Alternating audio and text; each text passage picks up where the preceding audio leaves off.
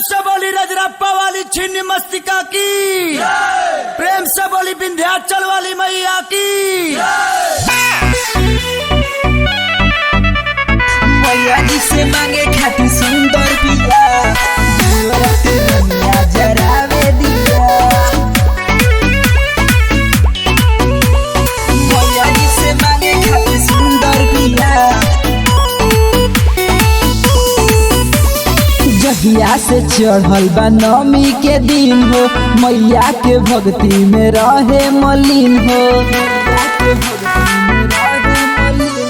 जहिया से चढ़ल बा नवमी के दिन हो, मैया के भक्ति में रहे मलिन हो। रह डूबल पूजा में पूरा बिया,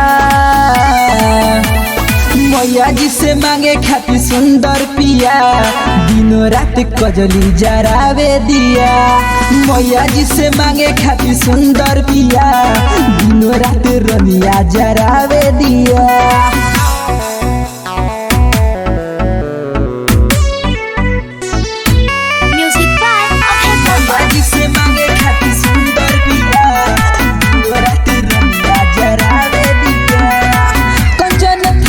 कपूरा के बाती मैया के आरती देखार सारी राती, देह से भले बिया दूबर पातर, बाकी भूखती आउ नवरातर।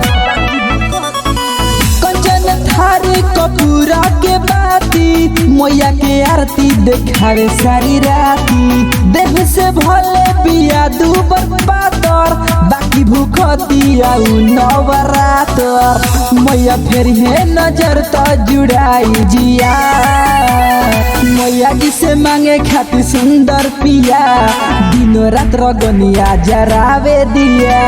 मैया जी से मांगे खाती सुंदर पिया, दिनों रात सपनवा जरावे दिया।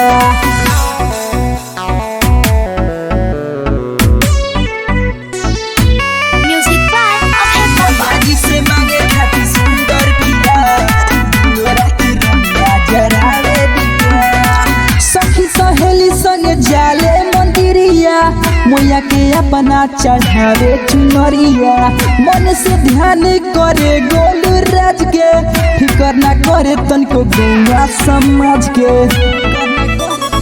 सखी सहेली संगे जाले मंदिरिया मैया के अपना चढ़ावे चुनरिया, मन में ध्यान करे गोलू राज के, फिकर ना करे तनको गौवा समाज के। मांगे अचरा पसारी इहे भिखिया, मैया जी से मांगे खाती सुंदर पिया, दिनों रात कजली जरावे दिया। मैया जी से मांगे खाती सुंदर पिया, दिनों रात रनिया जरावे दिया।